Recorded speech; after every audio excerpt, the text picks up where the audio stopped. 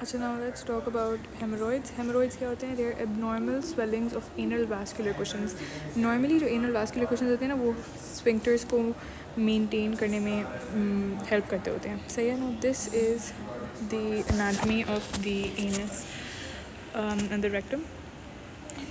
So okay, this is the dentate line. ये जो blue से मार्क हुई है ये वाली, सही है. एंड दिस क्लासीफाई, सो इससे ऊपर वाला जो रेक्टम होता है that's made up of endoderm. So इसकी कोलमनर एपिथेलियम होती है और नीचे there is pigmented squamous epithelium. सही है. इसके अलावा जो स्पेसिफिक वर्ड्स का पता होना चाहिए, तो this is dentate line and then this is the anal verge जहाँ पे स्किन मीट करी होती है. ऐसे. सही है. अच्छा, अब वी नो कि there is this is the external anal sphincter, internal anal sphincter. Internal वाला इनवॉलंटरी होता है, एक्सटर्नल वाला जो होता है that's voluntary. And this is the anal sling form हो रहा था प्यूबो रेक्टालिस इन 2 और मसल्स से. And that is about it. ये एनल साइनसेस फॉर्म हो रहे होते हैं. एंड ओके, सो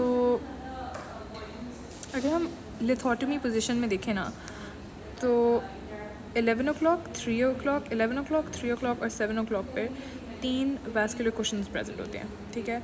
अब ये वैस्कुलर कुशन जो होते हैं ना, ये यूजुअली हेल्प करते होते हैं स्फिंक्टर्स को इन मेंटेनिंग एनाटमी. तो ये प्राइमरी हेमोरॉइड्स बनाते होते हैं अगर इन तीनों साइड्स पर हैं. ठीक है.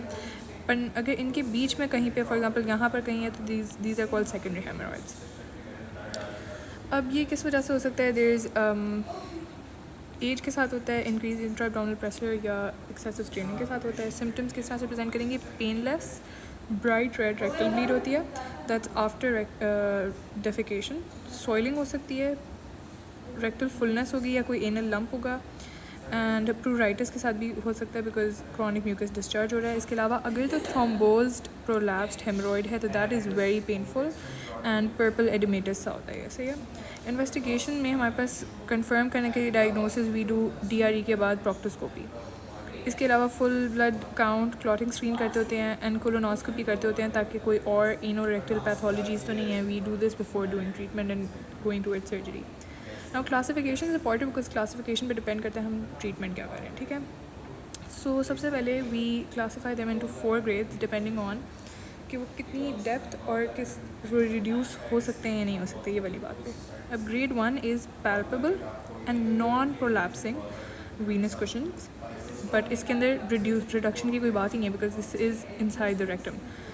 Grade 2 is prolapse with straining and defecation and फिर इनको स्पॉन्टेनियसली ये खुद ही रिड्यूस भी हो जाते हैं. Grade 3 is protrude spontaneously and इनको मैनुअल रिडक्शन की रिक्वायरमेंट होती है. एंड 4 इज़ क्रॉनिकली प्रोलैप्स्ड और इनको रिड्यूस कर ही नहीं सकते. सही है. अब करेंगे क्या? जो ग्रेड 1 एंड ग्रेड 2 है, मतलब जो नॉन प्रोलैप्सिंग थे या प्रोलैप्स होके जो स्पॉन्टेनियसली रिड्यूस हो जाते हैं, इन दोनों में हम dietary fibre and stool softeners हम सब में देते हैं. फिर हमारे पास आ जाते हैं जो सेकेंड ग्रेड 2 है ना, इसके अंदर वी जो स्पॉन्टेनियसली रिड्यूस होता है, इसके अंदर हम लोग इलास्टिक लाइगेशन ऐड कर देते हैं. Now what is elastic ligation? I talk about it in a bit. Grade 3 में इलास्टिक लाइगेशन के साथ वी कंसिडर एक्सिजनल हेमरोइडेक्टमी या स्टेपल्ड हेमरोइडेक्टमी. एंड ग्रेड 4 में भी यही वाली के साथ यही ट्रीटमेंट होता है. हम लोग इनमें से कोई देखते होता है. सही है. अब इलास्टिक लाइगेशन क्या होता है? इलास्टिक लाइगेशन नाम से पता चल रहा है, रबर बैंड होता है that induces ischaemia, tissue necrosis होता है. हेमरॉइड जो है ना वो खुद ही स्लो ऑफ हो जाता है, leads to scar fixation and mucosal fixation. These are the steps of ये elastic ligation. And okay, so अगर लाइगेशन, इसमें पता होना चाहिए कि लाइगेशन हम 1 to 2 centimetres above dentate line करते हैं ताकि सिवियर पेन ना हो.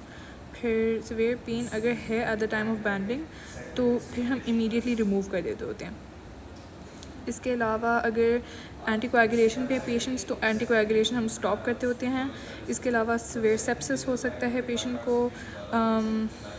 एंड अगर फुल थिकनेस लाइगेशन होगी रेक्टम की तो उसमें सिवियर पेन, फीवर और यूरिनरी रिटेंशन के साथ रिपोर्ट करेगा with in 12 hours of ligation. And इनको हम एग्जामिनेशन और एनेस्थीसिया करते होते हैं एंड डिब्राइडमेंट करते होते हैं किसी भी नेक्रोटिक टिश्यू केस में. फिर we have excisional hemorrhoidectomy. Guys, guess who I just met?